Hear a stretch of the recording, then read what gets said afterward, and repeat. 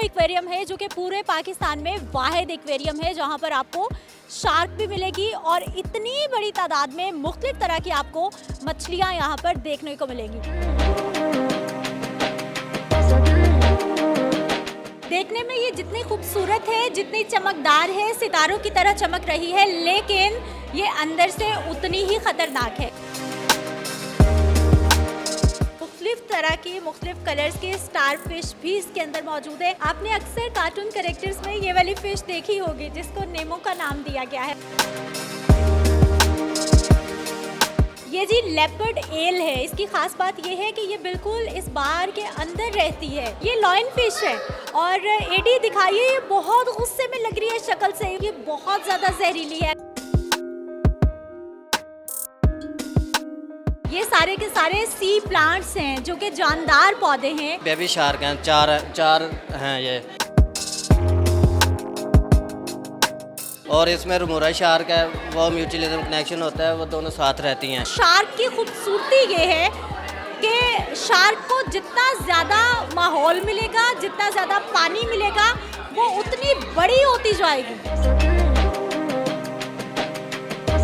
ये garden else हैं। ये सिर्फ खाना खाने के लिए, अपनी फीड लेने के लिए ज़मीन से बाहर आती हैं। ये ज़मीन की समंदर की बिल्कुल तह में होती हैं।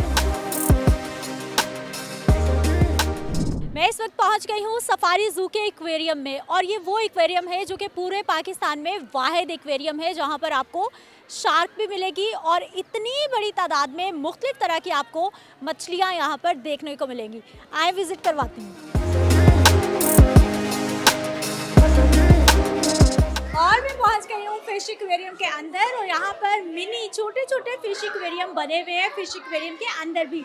और कौन कौन सी खास नस्लों की यहाँ पर मछलियाँ हैं वो भी आपको बताते हैं। ये पराना फिश है। देखने में ये जितनी खूबसूरत है, जितनी चमकदार है, सितारों की तरह चमक रही है, लेकिन ये अंदर से उतनी ही खतरनाक है क्योंकि ये किसी भी जानदार को खा सकती है। इवन कि ये इंसान को भी खा सकती है। यहाँ पे जो एक्सपर्ट्स मौजूद हैं उन्होंने ये बताया है कि ये जो पराना फिश है, इसके आगे अगर आप एक बड़ा सा भी गोश्त का टुकड़ा फेंकेंगे तो इसके तीत इतने तेज़ हैं कि वो चंद सेकंड में उसको भी चट कर जाएगी। इसलिए इसकी खूबसूरती पे मत चाहिए, लेकिन पराना से डरना चाहिए क्योंकि ये खतरनाक है। इसमें है जी एंजल फिश और ब्लैक घोस्ट फिश जो कि देखने में बहुत ही ज़्यादा खूबसूरत लग रही हैं। यहाँ से हम फिश को तो देख ही रहे हैं, लेकिन साथ ही ऊपर एक छोटी सी स्क्रीन लगी हुई है जिसके ऊपर बाकायदा तौर पर इसकी पूरी इन्फॉर्मेशन मिल रही है, एंजल फिश की भी और जो ब्लैक घोस्ट है उसकी भी। और ये जो इन्फॉर्मेशन की छोटी छोटी स्क्रीन्स लगी हुई हैं ये आपको हर जगह नज़र आएंगी। इसमें फायर फिश है, फायर श्रिम्प है और सबसे मज़े की और ख़ूबसूरत बात यह है कि इसमें स्टार फिश भी है। एक ये है जो कि वाइट और रेड कलर में बहुत ही खूबसूरत है और एक बिल्कुल ये सामने है जो कि पत्थरों के बिल्कुल साथ चिपकी हुई और बिल्कुल ऐसा लग रहा है कि शायद कोई खिलौना, कोई टॉय ऊपर रखा हुआ है, लेकिन वो आहिस्ता आहिस्ता से मूव कर रही है क्योंकि स्टार फिश बहुत स्लोली मूव करती है। और एक ये रही, ये बिल्कुल एक दीवार के साइड पे चिपकी हुई है। यानी मुख्तलिफ तरह की मुख्तलिफ कलर्स के स्टार फिश भी इसके अंदर मौजूद है। और एक यहाँ पर बहुत ही खूबसूरत और बहुत ही डिफरेंट फिश है, वो मैं आपको दिखाती हूँ और वो एक्टिविटी क्या करती है वो देख के मुझे बहुत मज़ा आया है। वो दिखाती हूँ आपको ज़रा। वो छुपी हुई है, बाहर आती है तो उसकी कारस्तानी दिखाती हूँ कि उसमें क्या ख़ास बात अल्लाह ताला ने उसको दी है। आपने अक्सर कार्टून कैरेक्टर्स में ये वाली फ़िश देखी होगी जिसको नेमो का नाम दिया गया है और नेमो यहाँ पर हमें बिल्कुल लाइव देखने को मिल रही है। और यकीन जानिए ये हमें स्क्रीन पे कार्टून्स में जितनी खूबसूरत दिखती है असल में उससे ज़्यादा खूबसूरत है। और इन रंगों को देखकर, इन फिशेस को देखकर सुबहान अल्लाह कहने को दिल चाहता है कि अल्लाह ताला ने कितने खूबसूरत रंग इस मखलूक को दिए हैं कि शायद ही कोई रंग ऐसा हो जो कि इन मछलियों में हमें ना मिल रहा हो। ये जी लेपर्ड एल है। इसकी ख़ास बात ये है कि ये बिल्कुल इस बार के अंदर रहती है और ये बहुत ज़्यादा लॉन्ग होती है। इस साइड पे भी देखिए, वो तो बाहर है थोड़ी सी, जो मैंने जल्दी से और उसने वापस जाना छुपना शुरू कर दिया है। ये देखिए, ये लेपर्ड एल इसका नाम है फ़िश का। और मेरा ख्याल जैसे लेपर्ड के कलर्स हैं वैसे ही इसके ऊपर ब्लैक एंड वाइट स्टेन्स हैं, इसीलिए इसको लेपर्ड एल का नाम दिया गया है। ये भी है, ये तो बिल्कुल ज़ेब्रा के जैसी है।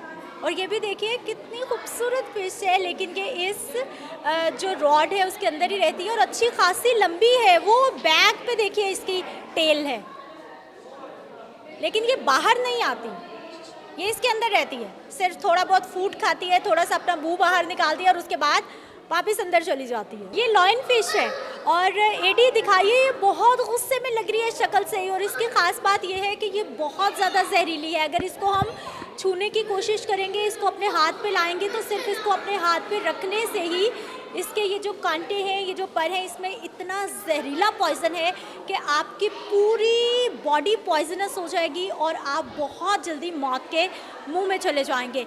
15 साल तक इसकी ज़िंदगी है, लेकिन ये इंतहाई डेंजरस लॉयन फिश है जो कि हमें सफारी ज़ू के एक्वेरियम में नज़र आती है, लेकिन है खूबसूरत, देखने में खूबसूरत लग रही है। ये सारे के सारे सी प्लांट्स हैं जो कि जानदार पौधे हैं और ये समंदरों की गहराइयों में हमें नज़र आते हैं जब गोताखोर वहाँ तक पहुँचते हैं। ये सारे वो सी प्लांट्स हैं जो कि ना सिर्फ फूड लेते हैं, खाना खाते हैं, बल्कि बढ़ते भी हैं और एक जानदारों की ही किस्म है। लेकिन आप ये देखिए कि कलर्स कितने खूबसूरत हैं, ऐसा लग रहा है कि कोई आर्टिफिशियल चीज़ है, लेकिन ये आर्टिफिशियल चीज़ नहीं है। बड़ा वेलवेट सा, बड़ा खूबसूरत सा ग्रीन, प्लम, वाइट कलर में है, लेकिन ये जानदार हैं और ये ओरिजिनल हैं, ये कोई आर्टिफिशियल चीज़ नहीं है। शार्क है, बेबी शार्क हैं, चार हैं ये, और इसमें रमूरा शार्क है, वो म्यूचुअलिज्म कनेक्शन होता है, वो दोनों साथ रहती हैं। अच्छा, रमूरा शार्क और दूसरी जो शार्क है वो दोनों साथ साथ रहती हैं? हाँ हाँ, ये साथ साथ रहती है। नीचे कोई बना हुआ है, स्किप कर लेती है, नीचे चिपक जाती है और उसकी स्किन साफ़ करती है, जो उसका गंद वगैरह होता है उसको साफ़ क्लीन करने के लिए काम आती है, और जब वो शिकार करती है इसको खाना देती है। ट्रैवल के लिए भी शार्क को इस्तेमाल करती है। समुद्र में बड़ी बड़ी शार्कों के नीचे ज़्यादा होती हैं ये। और ये मोनो एंजले हैं, इसमें डैम्सले हैं और जेब्रा डैम्सले, ट्रिगर, ये मिक्स मछलियाँ हैं। इसको हमें गहरे समंदर के पानियों में मिलती हैं, ये वो सारी हैं? हाँ जी, ये वही सारी हैं। बच्चे हैं अभी। ये शार्क का ये है कि जितना एरिया देंगे उतनी बड़ी होगी, नहीं तो बड़ी नहीं होगी। और ये 24 घंटे चलती है, सोते हुए भी चलती है। ये बिल्कुल एक जगह पे टिक के नहीं बैठती, कभी भी नहीं रुकेगी ये एक जगह। इसने सोते हुए भी चलना है। आगे सेंसर हैं, वो काम करते हैं इसके सोते हुए। अच्छा, ये जो रमूरा और शार्क की बात कर रहे हैं ना, वो देखिए वो सामने आ रही है और वो बिल्कुल दोनों एक दूसरे के साथ साथ हैं, बिल्कुल साथ साथ है।